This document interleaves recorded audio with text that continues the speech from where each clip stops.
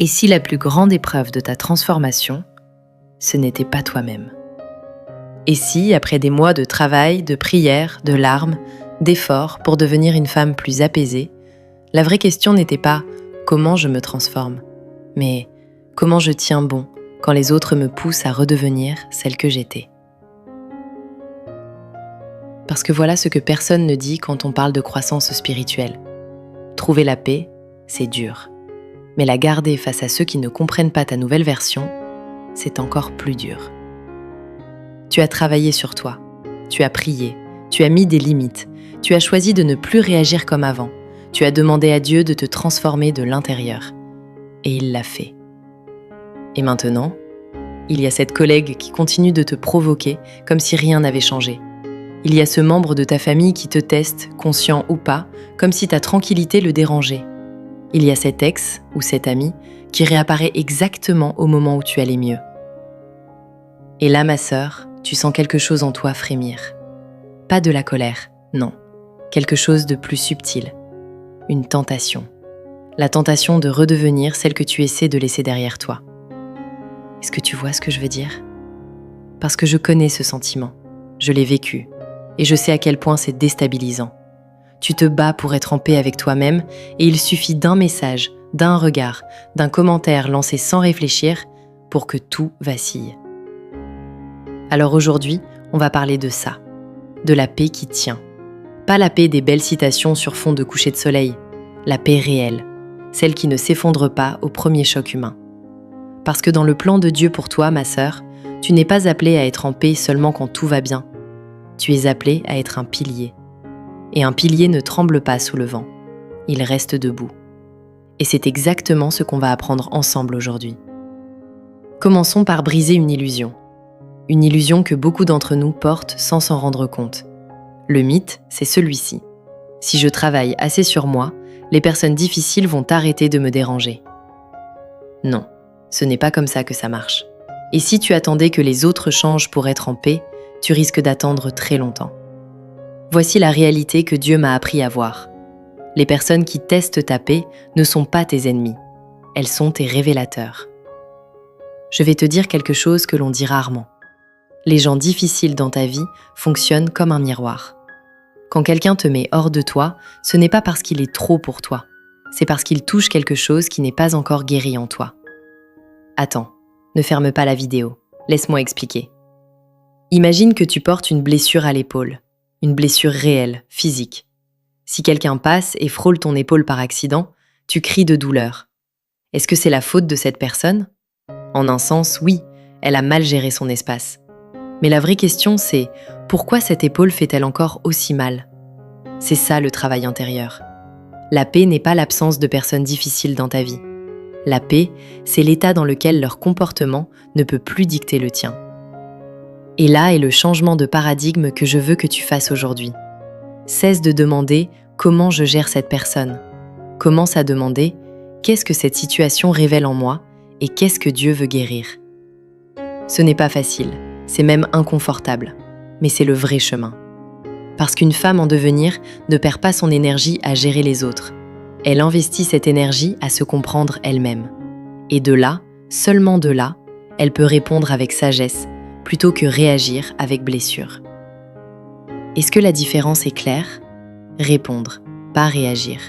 Ce sont deux mondes différents. La réaction, c'est automatique. C'est l'ancienne toi.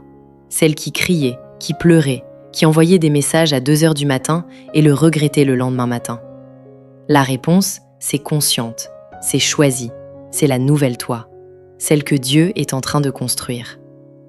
Et voilà pourquoi ces personnes qui testent ta paix sont en réalité un cadeau. Un cadeau difficile à déballer, certes, mais un cadeau quand même. Parce qu'elles te montrent exactement où tu en es dans ta transformation. Maintenant, parlons de ce que la parole de Dieu dit sur tout ça. Parce que je ne veux pas te donner des conseils de coach de vie habillés en spiritualité. Je veux qu'on aille vraiment dans la Bible ensemble. Verset 1, Jean 16, 33. « Je vous ai dit ces choses afin que vous ayez la paix en moi. Vous aurez des tribulations dans le monde, mais prenez courage, j'ai vaincu le monde. » Est-ce que tu as remarqué quelque chose dans ce verset? Jésus ne dit pas « vous serez exemptés des personnes difficiles », il dit « vous aurez des tribulations ». C'est une certitude, une promesse, mais pas celle que l'on voudrait.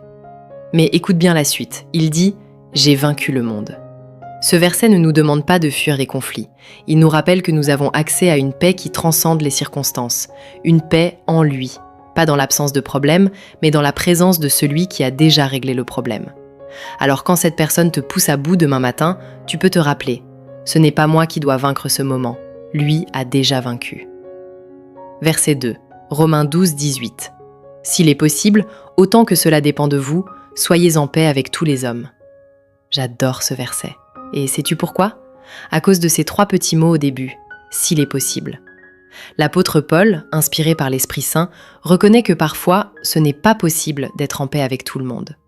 Il y a des personnes avec qui la paix est hors de portée. Et c'est correct, tu n'as pas à te martyriser pour maintenir une relation toxique au nom de l'amour chrétien. La nuance, ma sœur, c'est cette phrase « autant que cela dépend de vous ». Tu es responsable de ton comportement, de ton cœur, de tes paroles. Tu n'es pas responsable du comportement de l'autre. Si tu as fait ta part, si tu t'es approché avec douceur, si tu as pardonné, si tu as communiqué, et que l'autre personne choisit toujours le chaos, tu peux t'en remettre à Dieu et avancer. La paix ne signifie pas l'absence de limites. La paix avec une limite bien posée, c'est la santé. La paix sans limite, c'est juste de la tolérance mal déguisée. Verset 3, Philippiens 4, 6 à 7. Ne vous inquiétez de rien, mais en toute chose faites connaître vos besoins à Dieu par des prières et des supplications avec des actions de grâce. Et la paix de Dieu, qui surpasse toute intelligence, gardera vos cœurs et vos pensées en Jésus-Christ. La paix qui surpasse toute intelligence, ça veut dire quoi concrètement ? Ça veut dire une paix qui n'a pas de sens logique, une paix que même toi tu ne comprendrais pas.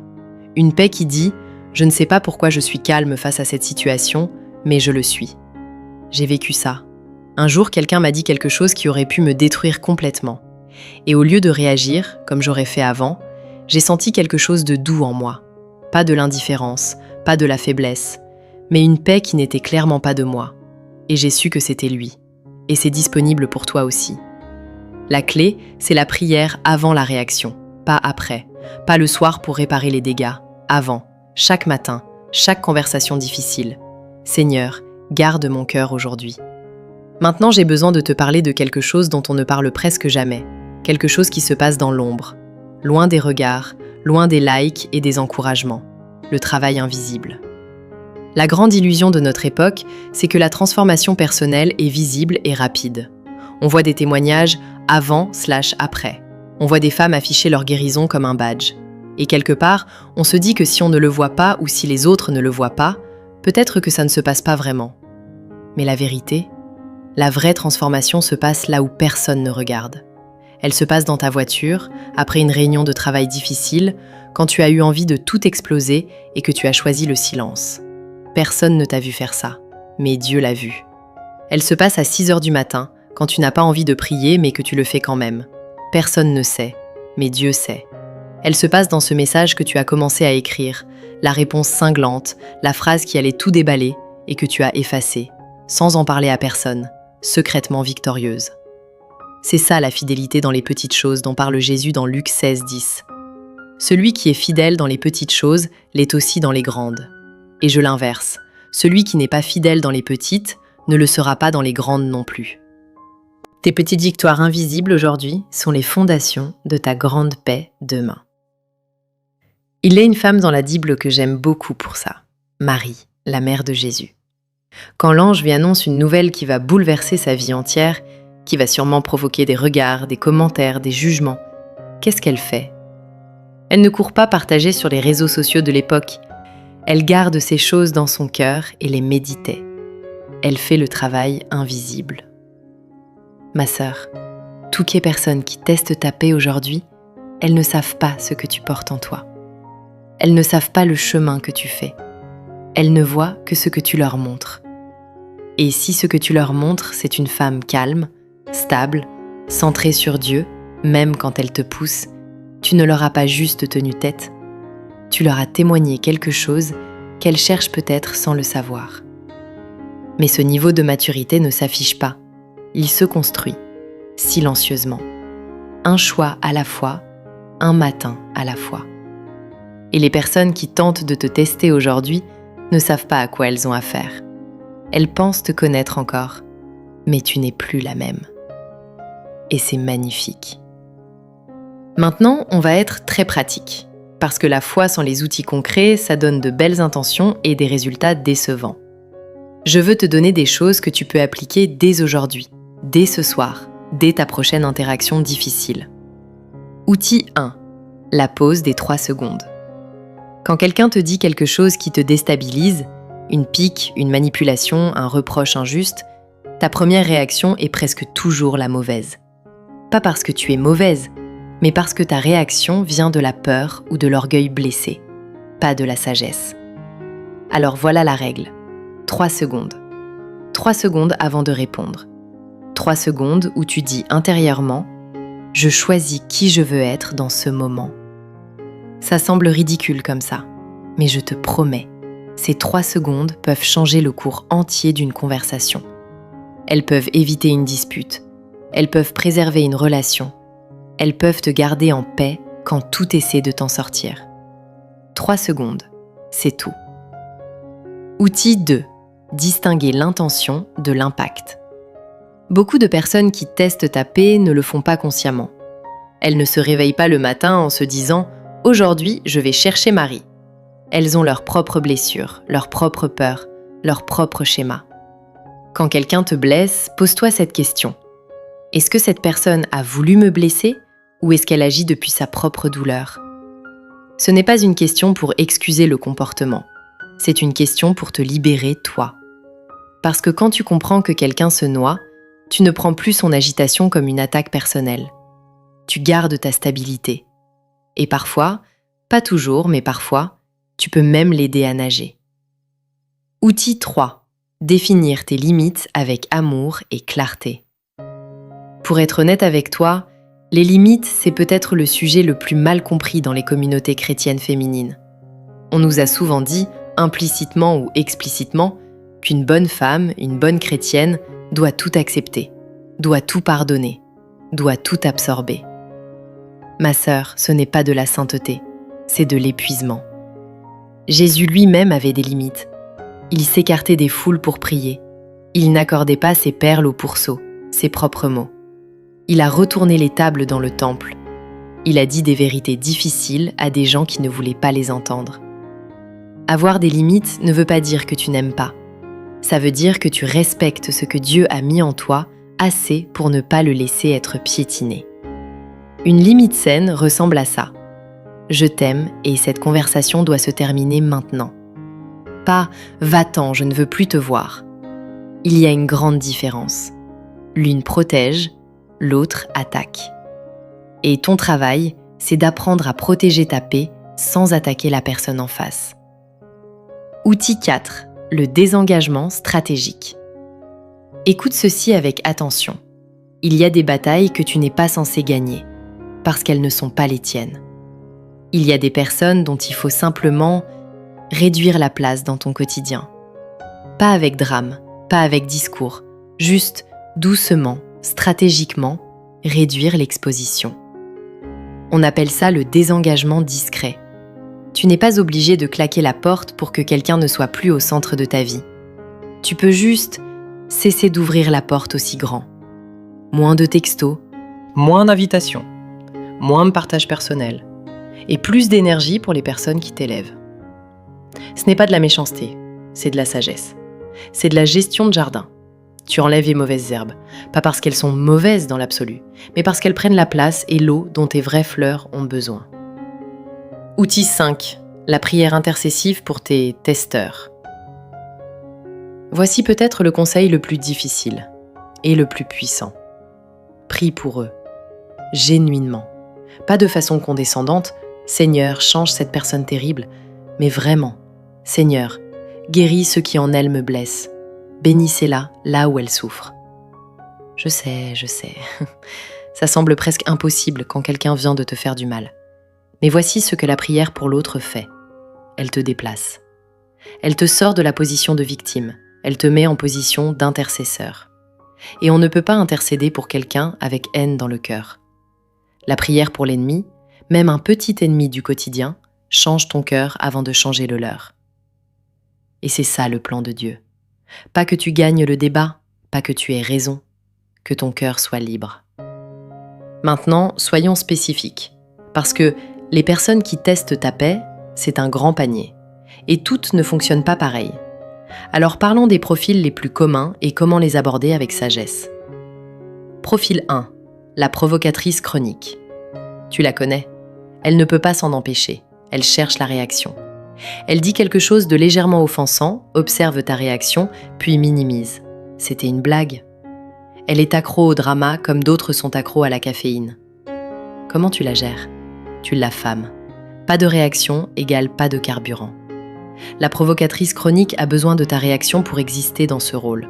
Quand tu lui enlèves, elle perd son pouvoir. Et quelque part, avec le temps, elle peut se calmer, ou elle peut aller chercher ailleurs. Dans les deux cas, tu gagnes.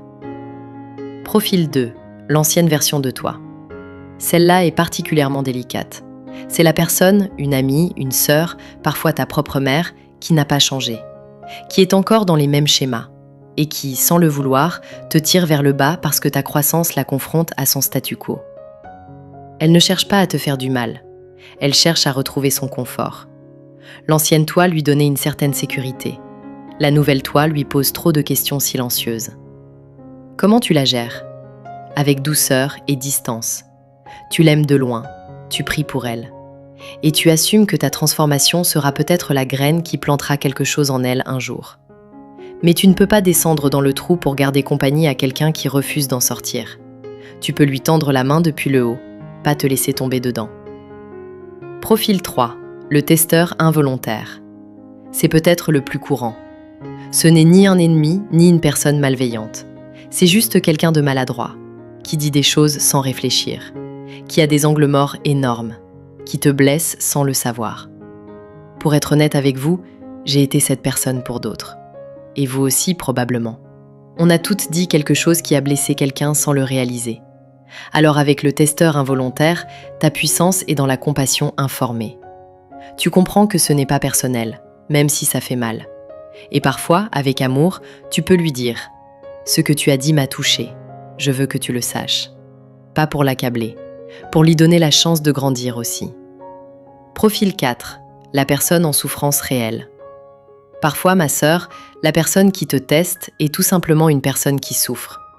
Elle n'a pas les outils pour exprimer sa douleur autrement que par l'agressivité, ou le retrait, ou la manipulation.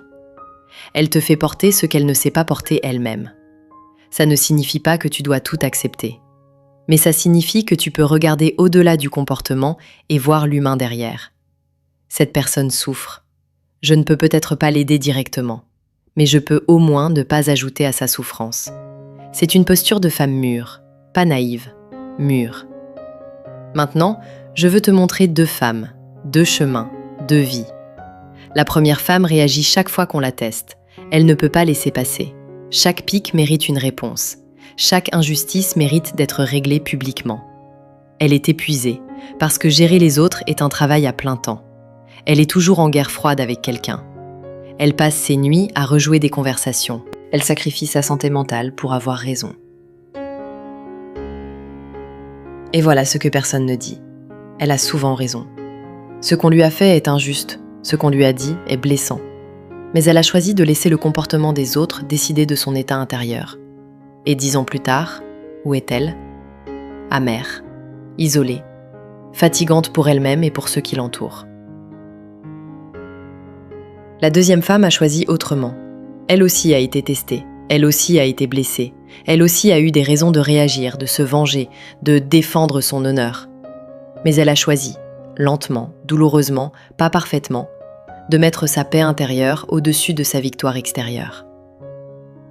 Et 10 ans plus tard, elle a une présence, une sérénité que les gens sentent quand elle entre dans la pièce. Pas parce qu'elle n'a pas connu la douleur, mais parce qu'elle ne l'a pas laissé la définir. Elle a des relations profondes, elle dort bien, elle a construit quelque chose de réel. Quelle femme tu veux être dans 10 ans? La réponse commence par les choix que tu fais aujourd'hui, dans les petites interactions, dans les conversations difficiles, dans les moments où personne ne regarde. Écoutez ceci. Le confort de réagir aujourd'hui a un prix. Ce prix, c'est la femme que tu aurais pu devenir si tu avais choisi autrement. Et l'effort de tenir bon aujourd'hui a une récompense. Cette récompense, c'est une paix qui ne dépend plus de personne d'autre que Dieu. Tu choisis laquelle tu veux payer. Il y a quelque chose que je veux approfondir avec toi avant qu'on arrive à la conclusion. Quelque chose d'important. On parle beaucoup de gérer les autres, mais la vraie question, la question profonde, c'est qui es-tu quand les autres essaient de décider qui tu es ?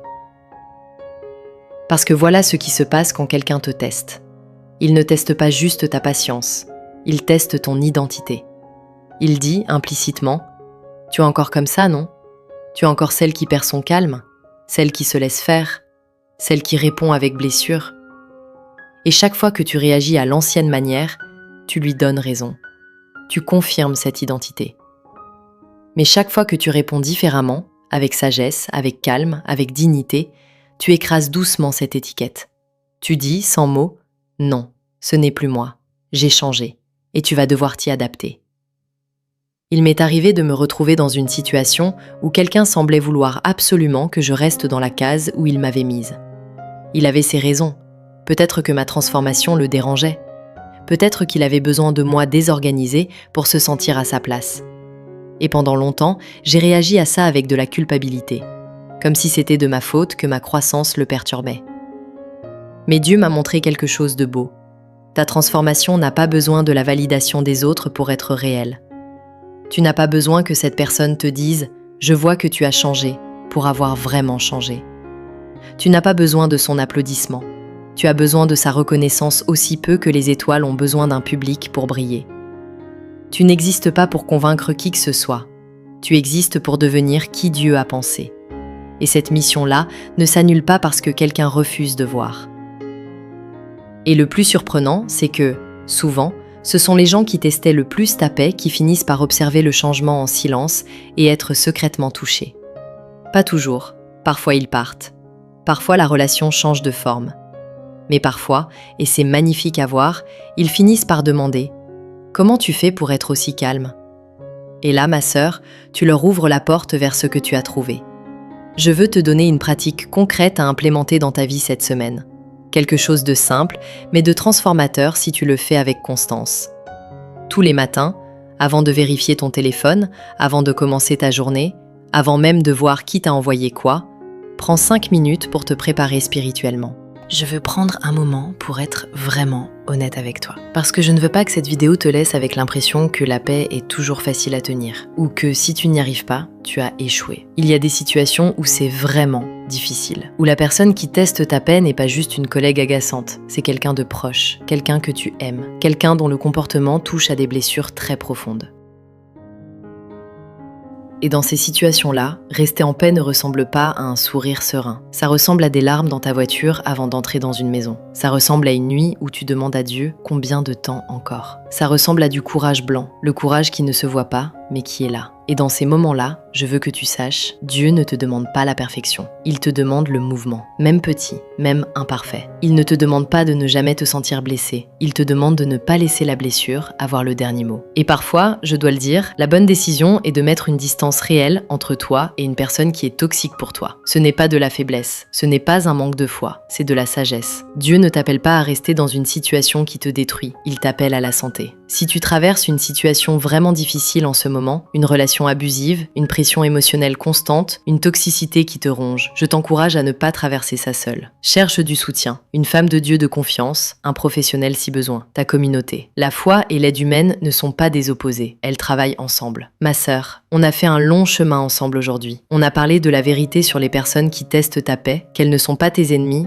mais tes révélatrices. On a vu ce que la parole dit, que la paix est en lui, pas dans l'absence de conflit. On a parlé du travail invisible, ces victoires silencieuses que personne ne voit, mais qui construisent qui tu es. On a vu les outils concrets, la pause, les limites, la prière, le désengagement stratégique. On a regardé les 2 femmes, et tu sais laquelle tu veux être. Et maintenant, la vraie question, qu'est-ce que tu vas faire avec tout ça ? Parce que la connaissance sans décision ne change rien. Tu peux regarder cette vidéo 10 fois. Si tu ne décides pas, rien ne se passe. Alors je te lance un défi, un seul, simple, mais puissant. Dans ta prochaine interaction difficile, et il y en aura une, on s'en doute, avant de répondre, prends ces 3 secondes. Dis intérieurement, je choisis qui je veux être dans ce moment, et réponds depuis là. C'est tout, pas parfaitement, juste consciemment. Et ça, ma sœur, c'est le début de quelque chose de grand. Parce que la femme que Dieu a pensée pour toi, cette femme ancrée, stable, apaisée, qui brille sans avoir besoin de se défendre, elle n'est pas loin. Elle est en train de naître, un choix à la fois. J'ai une affirmation pour toi. Je veux que tu l'écrives en commentaire. Pas pour moi, pour toi. Pour que tu l'ancres dans ton esprit. Pour que tu l'entendes de toi-même. Écris ceci. Je choisis la paix. 3 mots. Mais ce sont 3 mots qui déclarent une chose à ton âme. Je ne suis plus à la merci des autres. Je suis à la merci de Dieu. Et lui me garde.